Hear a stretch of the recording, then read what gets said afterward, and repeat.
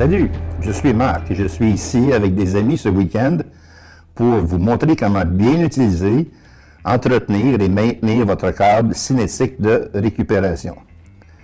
Mais avant, je veux vous donner des idées sur comment bien se préparer avant la récupération.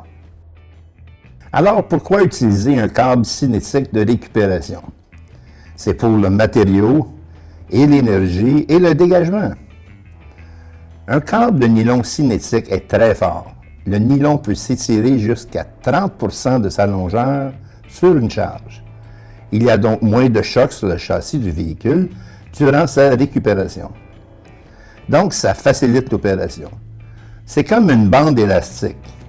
La bande s'étire, puis se rétracte pour tirer le véhicule de la boue.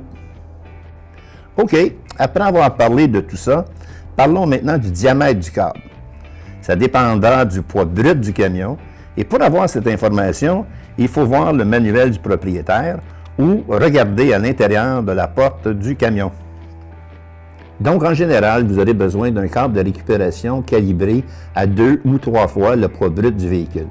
Et vous devez aussi considérer les additions d'équipement du véhicule. Il est très important d'inspecter votre câble cinétique de récupération. Celui-ci est tout neuf, donc nous ne trouverons pas de problème avec ce câble.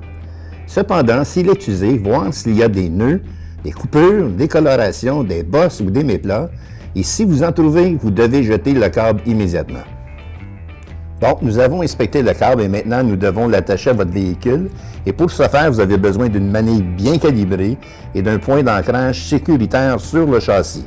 Vous pouvez voir le guide du propriétaire pour les points de récupération de votre véhicule. Maintenant, une chose à ne jamais faire, c'est d'attacher le câble cinétique à un attelage de remorque ou une boule d'attelage. Maintenant que nous connaissons le type de câble à utiliser et que nous savons où l'attacher au véhicule, voyons voir comment ça fonctionne.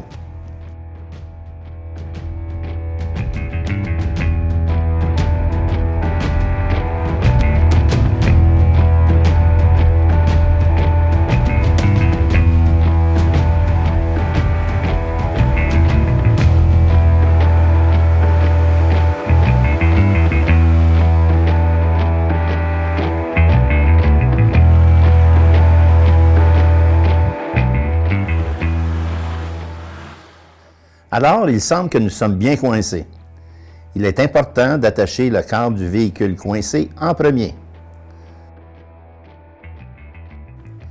Alors, voilà, la manille est bien en place et nous sommes prêts à l'attacher au véhicule de récupération. Alors, nous avons attaché le câble du véhicule de récupération et nous avons laissé beaucoup de dégagement pour que l'effet d'élasticité se produise. Nous avons des véhicules alignés avec plus ou moins 10 degrés d'écart et nous avons une bonne zone de dégagement. Il faut s'assurer que les spectateurs ou des débris ne soient pas dans le chemin pour des raisons de sécurité. Alors, faisons un essai pour voir si nous pouvons sortir ce véhicule.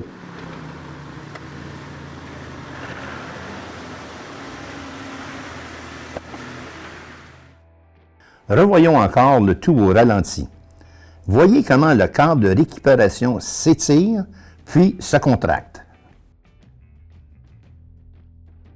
C'est comme ça que ça fonctionne, mais si ça ne marche pas la première fois, attendez 5 minutes, laissez le câble cinétique reprendre sa forme d'origine, puis essayez de nouveau. Avant de remiser le câble, c'est bien de l'inspecter encore pour voir s'il y a des nœuds, des coupures ou de l'abrasion.